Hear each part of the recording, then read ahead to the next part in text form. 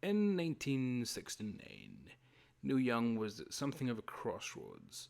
His debut album, of course, had come out, self-titled, but he wasn't happy with it. It was a bit too Buffalo Springfield. He'd met Jack Nature through it, but that was about it. Recorded some songs that would go on to become something of a fan favourite, but apart from that, it wasn't a particularly happy project for him. He moved on, as Neil often does, very quickly, and he sees a band locally, the Rockets, and co-ops them, and the Rockets are rechristened as Crazy Horse. So the original lineup of Crazy Horse, the Danny Whitten lineup essentially, who are a creative force in their own right. And this new release, Early Daze, essentially is them almost flirting with each other's sounds. Neil finding out what Crazy Horse can bring to him, and them finding out what a more structured band leader and recording artist can bring to them as well. So I think this is a fascinating little what if. I wouldn't go so far as to say this is what could have been the second release from Neil Young. It's not an alternate second album. This couldn't have been the first Crazy Horse release, like Everybody Knows This Is Nowhere went on to be. But it does offer us a glimpse at a whole bunch of little side travels that could have been taken along the way. So, as an example, it opens up with Dance, Dance, Dance, which is a Neil song that would be covered by Crazy Horse on their 1970 debut. It's a much more jovial version here than that version on the Crazy Horse LP. But it is a song that was jovial. Neil used it quite often solo acoustic as an encore, especially in 1970. Things like the Royce Hall concert and whatnot. That whole stretch in 1970, he used it quite a bit there. And it was always a crowd pleaser to go out on. And here it's given quite a different treatment. It's given that, which a lot of this album is, that classic ragged country blues Crazy Horse Neil Young sound from the early days, from the Danny Whitten era specifically. If you're someone who really likes the tone, the feel of Danny Whitten era Crazy Horse, just get on this. Don't finish the video. Don't bother liking. Don't subscribe. Just go and get this straight away. Don't need to go through everything because quite a few tracks here will be familiar, even if the versions aren't particularly familiar. So we get, for example, Winter Long here. Different version where Jack Ritchie's playing along an electrical piano part, which is quite fascinating. There's a fun version of Wondering, which Neil would record 15 years later on Everybody's Rockin'. So it shows how some of these songs would sit about for absolutely ages waiting to find a home. Helpless is on here, a version of Helpless, which of course he would record on the Crosby, Stills, Nash Young debut, Deja Vu, which was a brilliant version on Deja Vu, but very melodramatic, very slick, very highly produced, very polished. The version here is the opposite of that. It's desolate and it's lonely. So again, it's using the licks and the interplay between Danny and Neil that we know and love from Everybody Knows This Is Nowhere in particular, I think, and brings the mood down on Helpless, and it almost adds to the feeling of helplessness. The lyrics infer from Neil, or we infer from Neil, he implies. I always have to remember the difference between implication and inferation. But not to say that this is an album just full of, well, it's just a slightly different version. Some of these are massively, massively different.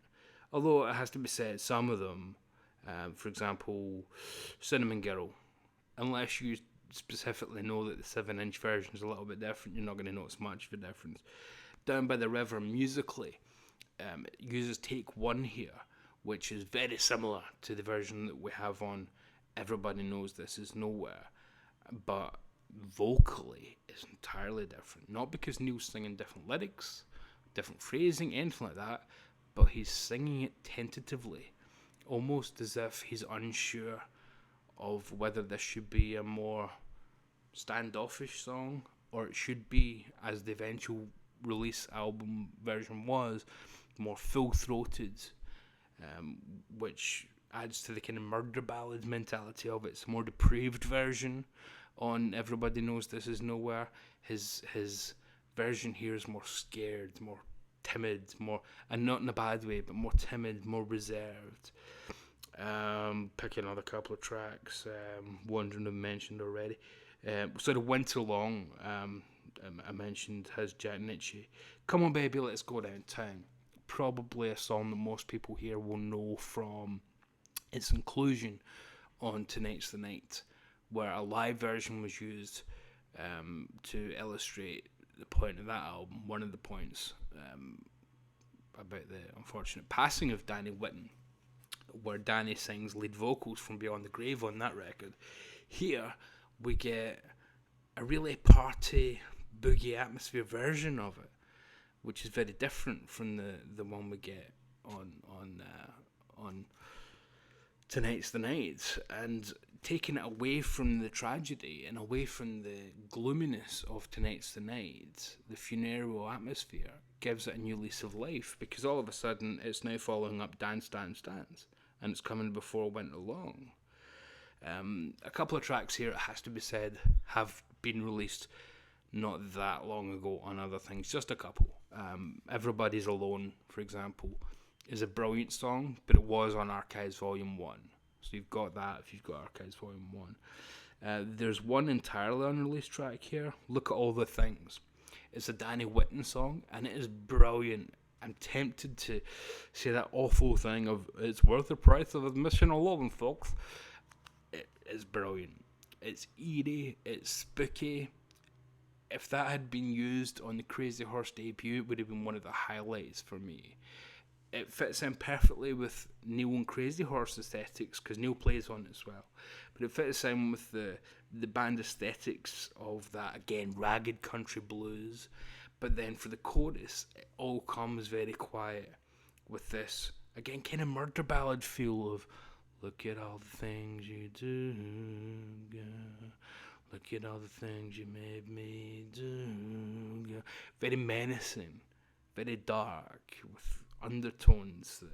Yeah, wonderful, wonderful stuff.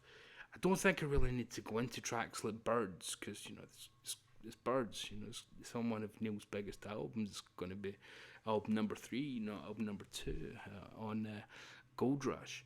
So essentially this is just a wonderful sounding record as well, recorded by David Briggs, but wonderful sounding album that is wonderfully cohesive. 10 amazing songs, goes without saying, and just a brilliant little look at what Neil Young, what Crazy Horse, and what Neil Young and Crazy Horse as a unit could have been in 1970, 71, 72, instead of what we know they would become. Similar but different. It's a brilliant release, a brilliant archival release, which has it been given its special release series, so they've not stuck it in as a given it a specific number, unless I can. No, let's do it. Should have done this off. Yeah, special release series 1 actually. So yeah, oops, should have looked that up beforehand. So this fits in with all the other special release series releases, but again, it's not on Archives. So please do not think this is one of the albums that Neil has just taken from a box set and released independently. This is all new this week. So yeah, highest recommendation. Wonderful stuff. Brilliant, brilliant, brilliant. 10 tracks of whack. Can't recommend it highly enough to a Neil Young Crazy Horse fan. And yeah, if you especially like that Danny Whitten period, just don't even think twice. Don't think twice. It's all right. Oh, that was Bob Dylan. I'm always on the losing end. Oh well. Sorry about the lack of uploads recently, folks. It's been an absolute hectic time, and just I've not felt the inspiration. But hopefully, this will kickstart something, because I do have an interview lined up next week, hopefully, with a film director, proper film director, big film director. So, Steven Spielberg. Finally got him. So stay tuned for that. Or don't. If you're only here for the music content and Neil Young stuff, then don't feel obliged. But hey, if you feel kind, give us a like, give us a sub, give us a share, give us a kiss. See you around.